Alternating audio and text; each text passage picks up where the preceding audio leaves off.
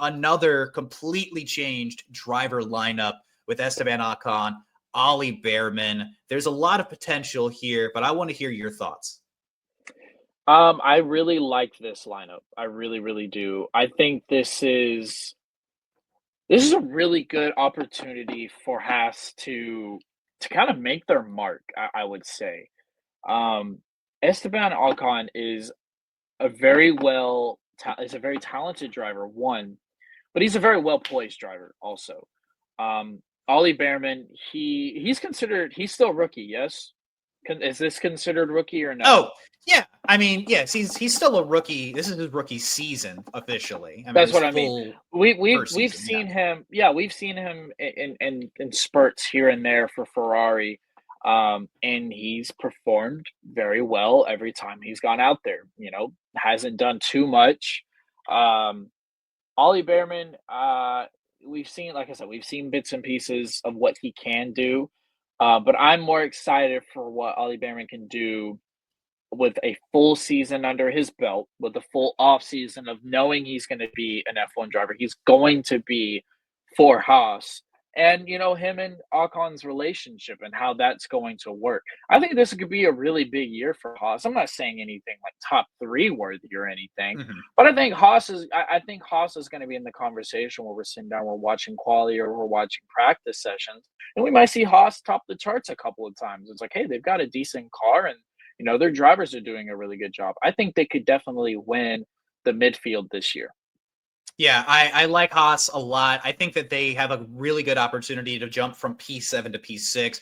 Last year, getting overtaken by Alpine was huge, huge, huge. But seventh place for Haas, the smallest team, by the way, on this grid. They're incredibly effective. And under USA, USA, America's USA. team for now. Remember, we got Cadillac creeping on up. But expectations wise, they surprised a lot of people last year. First year for team principal Ayo Komatsu, and the development track that they had last year allowed them to be very competitive for long periods of time. I really like them going into this season. Again, P6 feels like a very reasonable achievement for a team that landed in P7 but had strong control of that P6 before Brazil's insanity last year. So Esteban Ocon, very serviceable driver. He's got a race win to his name, winning at Hungary years and years ago. Similar pedigree, in my opinion, to like a Kevin Magnussen or Nico Hulkenberg, maybe at his ceiling last year.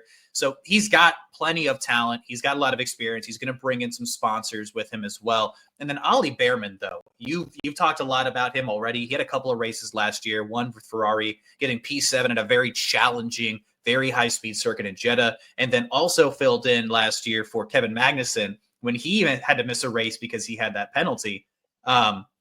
He also landed in the points, and if I'm not mistaken, he outperformed Nico Hulkenberg. So Ollie is very exciting. I'm watching F2 last year. It was a bit of a struggle last year for Ollie at times. I think maybe the back and forth thing was a bit much, but overall, he still won races in both years that he's spent in F2. He's performed very, very, very well in F1. You can see the talent there. And I'm very, very intrigued to see how close he and Ocon are this year.